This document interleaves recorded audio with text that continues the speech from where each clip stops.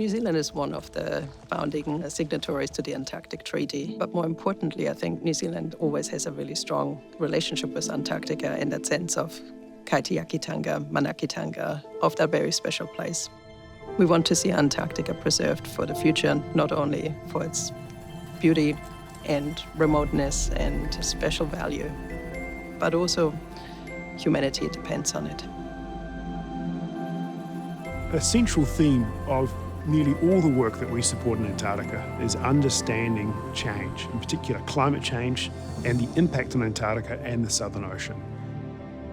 So the reason we are so interested in Antarctica is that it is one of the critical engines of the global climate system. So what happens in Antarctica will be felt around the world very, very quickly and everywhere.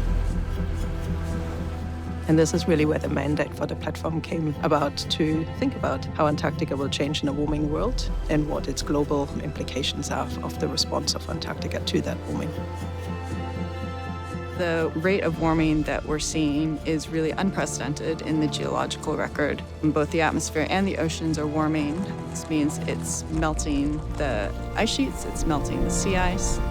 This is impacting circulation, it's impacting biological activity, and it's really unlike anything that we've seen in the recent past that we've been able to observe. The better the science we can do, the better we can make decisions. You can't manage what you don't monitor. So we want to understand what's happening in Antarctica to guide evidence and data-driven decision-making.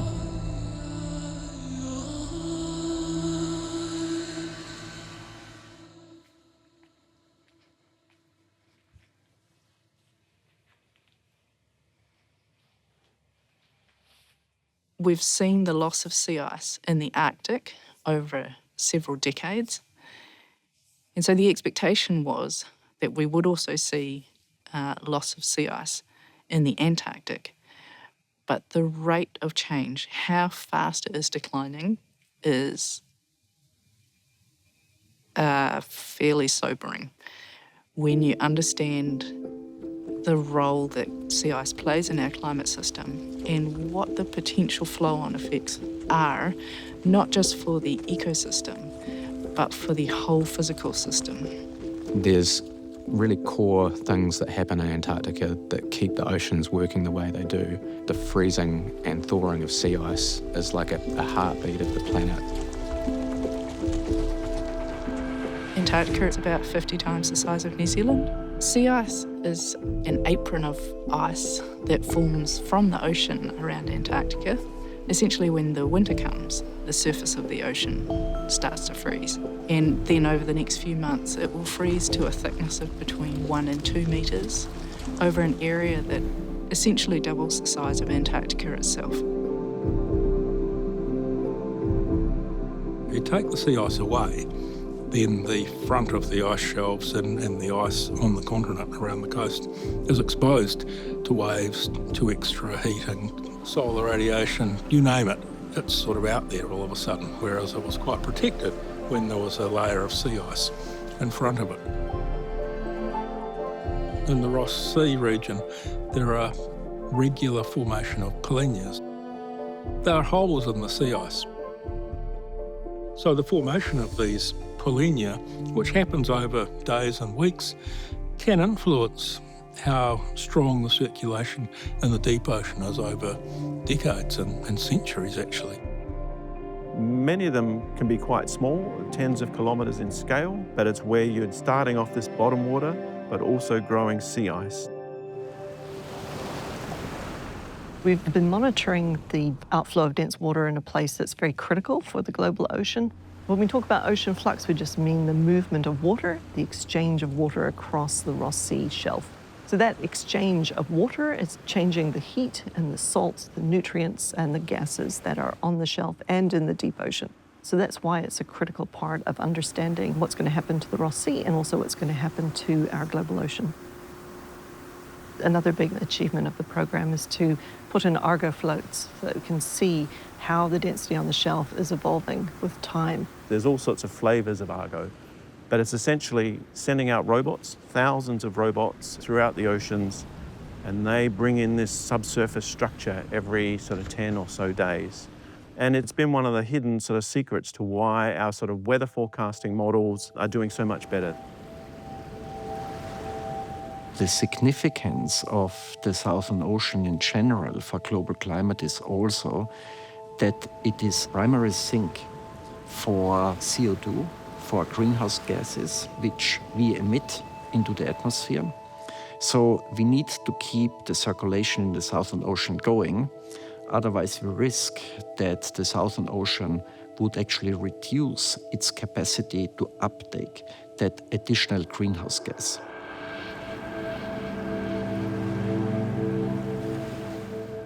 I think everybody knows that we're burning fossil fuels and putting carbon dioxide into the atmosphere, and that's the main cause of the global warming.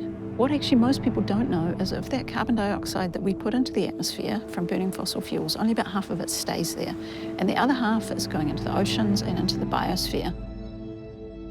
The Southern Ocean has taken up about 10% of all of the CO2 that humans have produced over the last couple of 100 years.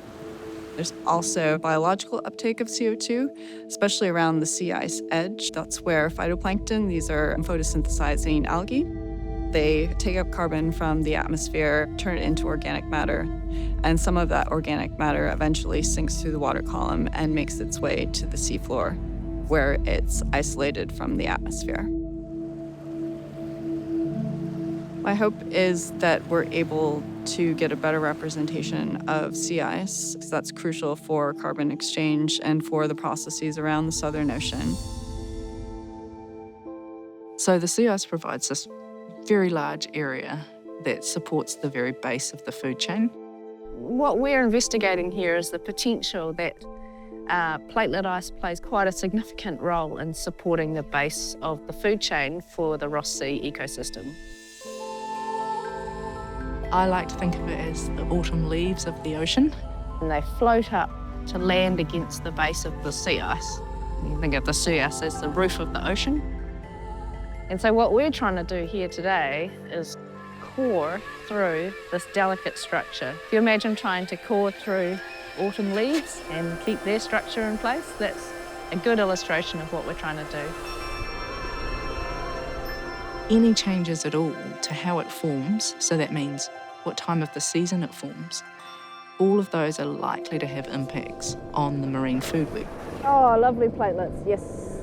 Thank you. When you talk about benthic, that basically means anything that lives on or in or associated with the seafloor. Things like sea stars and sea urchin and fish that might feed on the seafloor can be considered benthic too. 50 to 60% of the animals that we find on the seafloor you don't find anywhere else in the world.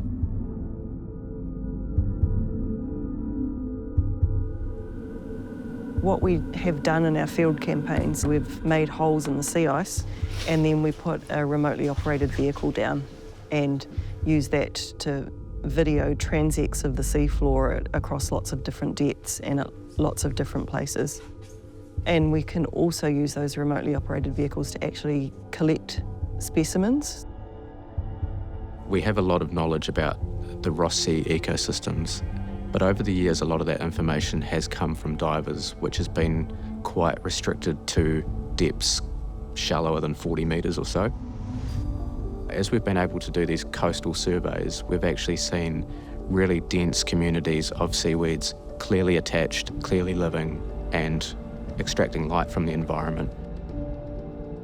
And we were shocked to see how deep some of these communities were living and how dense they were in these environments. And it really changed our perspective on the spatial area that these species are covering and the potential contribution they have to the fixation and storage of carbon in these cold environments. So warming doesn't just mean temperature, it means more fresh water, it means more sediments running off the land. Those changes could mean that there could be an increase in photosynthesis of phytoplankton. That might increase carbon storage. It might mean that we get less of it. It might mean that the benthic communities are getting less food. It might mean that they're getting more. And all of those things, we see positives in one place and negatives in another. And the balance of how that's going to impact our environment, we don't really understand yet, but we know that in a 2-degree world, that's going to be different.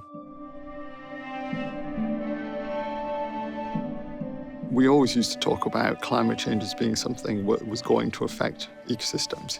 It's pretty clear now that, we're seeing big changes to the marine environment, and we're seeing changes to species and organisms in the food web because of that. We try and look at the system as a functioning whole. So we go from the physical oceanography, the environmental conditions that set the environment, and then we look at how that solar energy is taken up by phytoplankton, so the growth of the primary producers, they're the sort of base of the food web, and then how that energy and organic matter is passed up through the food web. So through the small zooplankton, the grazers, into the larger zooplankton like krill, up into the small mesopelagic fish, the small 10-centimetre long fish living in the midwater column, and then up into the top predators like the seabirds, the penguins, the seals, for instance, and the whales. And also how that material sinks down through the water column to near the seabed. But recently, for the last 5 years, we've seen massive decreases in that sea ice. So it was picking up for reasons that are not particularly clear, and now it's kind of really decreasing fast. But there are going to be effects through the whole of the system. For something like an Antarctic fish, the effects of that changing sea ice are probably not going to be so dramatic, but they might be affected by changes to the deep currents or the way that food is distributed on the seabed. So they're going to be more subtle changes. About 0.2% of Antarctica is actually ice-free. And this means that it also makes Antarctica one of the largest cold habitats in the world for organisms ranging from bacteria up to nematodes, springtails, mosses, and lichens. And these are the primary types of organisms we find in terrestrial ecosystems in Antarctica. As it is, it's one of the most unique ecosystems in the world. Everywhere we look, we see evidence of a long-term isolation from the rest of the planet.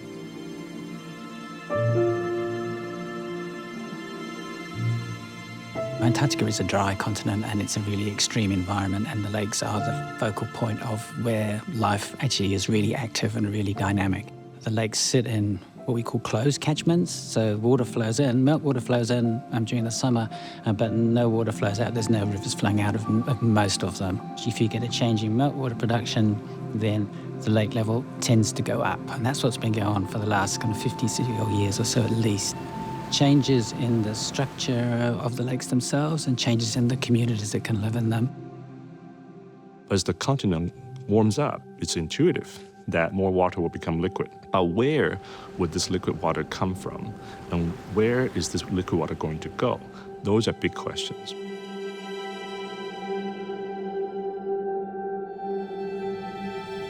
Antarctica is home to massive bodies of ice called ice sheets.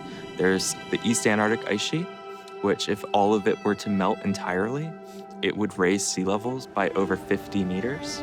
At present, the Antarctic ice sheet is losing up to 150 gigatons of ice per year. To put that in context, that's nearly 3 times Lake Taupo being added to the global ocean every year. So we're constantly raising sea level from changes in the Antarctic ice sheet. And so why this matters is currently we already have issues with coastal flooding during big storm events. Climate is a synthesis of weather events. It usually describes the state of an environment under the influence of weather regimes. Our interest in Antarctic weather and climate is really understand how weather has been changing in the past and how it will change in the future, and how weather events might influence certain climate states in the future. So thinking about climate change, how particular extreme weather events, warming events happening in Antarctica could then translate into impacts on the ice environment, on the terrestrial environment, and the ecosystem.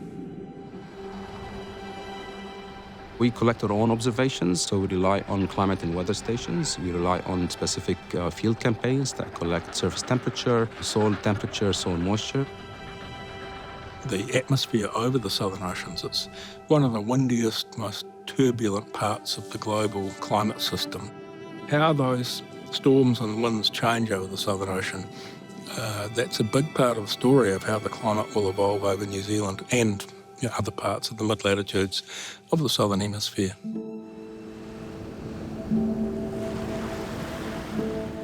Antarctica is really clearly such a core component of how our planet operates, how our oceans work, how our atmosphere works, and all of that ice and all of that circulation of the ocean really drive the climate of our planet as we know it. We now have seen the emergence of extreme climate events.